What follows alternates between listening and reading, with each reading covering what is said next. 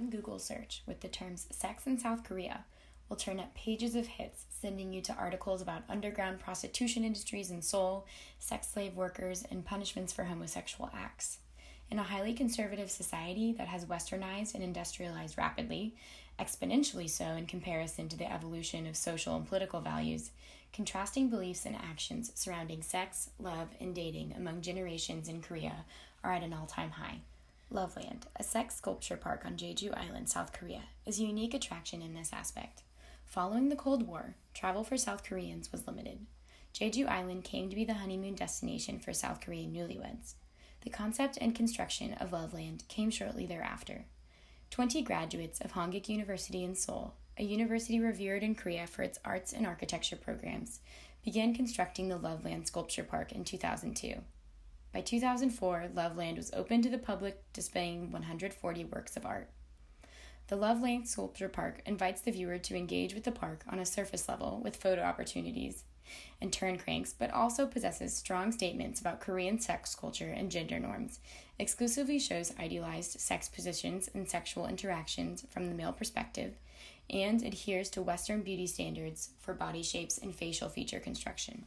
Just by looking at the numbers of sculptures depicting only male genitalia and only female genitalia, we can see a great inequality of representation. There were 4 to 5 times as many penis sculptures as female sculptures of the vagina, bottom, or legs. Even when there are sculptures portraying female anatomy, detail is lacking. While penises have veins, wrinkles, and intricate detail to the whole package, vaginas were simply a place where a woman's legs met, or labia majora is faintly indicated. The only details depicted on a vagina are in abstract ways, as a clam in a pond and a tile mosaic mound. While the lack of attention to vaginas in Loveland may be attributed to limitations imposed on the artist creating a large outdoor sculpture capable of resisting extreme weather, it is more likely to be attributed to the male-dominant gender roles that are pervasive in Korean society. Gender roles in the sculpture park reflect the norms for heterosexual sexual interaction in Korean culture. In this center sculpture in particular, named an office quickie, aspects of Korean business culture are seeping through. Sexual executive corporate entertainment culture and Korean business culture are one.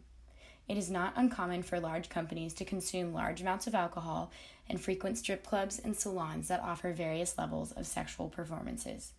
The morning after such an evening, the office culture makes a shift from professional to boys' club. This attitude is held in several of the seemingly playful and harmless sex positions and sculpture characters, as also seen in the sculpture on the far right, Master and his dog. Idealization of sexual encounters and interactions is all too common in K-pop, K-dramas, and Loveland. All of the sculptures depict men and women experiencing pleasure and consenting in male-dominated sex positions. There is no depiction in the sculpture park of female sexual stimulation other than penetration. Sex from the male perspective is the only presentation of sex in Loveland, excluding all other forms of sexual dimensions and dynamics.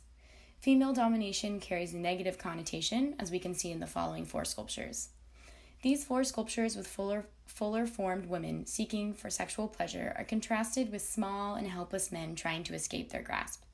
The not-so-subtle messaging here tells visitors that female dominance in sex is not desirable for men, and fuller women are desperate for sex and aggressive. All the female forms and a majority of male forms in Loveland conform to Western beauty standards. Women are skinny, have large breasts, large bottoms, long hair, and facial characteristics and structures resembling those of Western Caucasian women. Men have large penises, are muscular, are taller than their female partners, and have facial characteristics and structures resembling those of Western Caucasian men. The exclusive depiction of Western men and women is striking, considering this is a sculpture park in South Korea, created by Korean students. However, when Korean beauty trends are taken into account, this is less surprising. With 500 plastic surgery centers in the Gangnam neighborhood of Seoul alone, South Korea is the plastic surgery capital of the world. The most popular procedure at the moment is a double eyelid surgery. Loveland Sculpture Park is a place of contradictions, amusement, and introspection. It is a place where one may investigate gender roles, sex norms, and beauty standards from a Korean lens, albeit a lens increasingly influenced by the West. Concluding remarks about Loveland? It's a conversation about sex, so it's a good start for this conservative society. Let the discussion begin and the rapid evolution of Korean culture dictate its future attitudes surrounding sex, sexuality, gender identity, and beauty standards.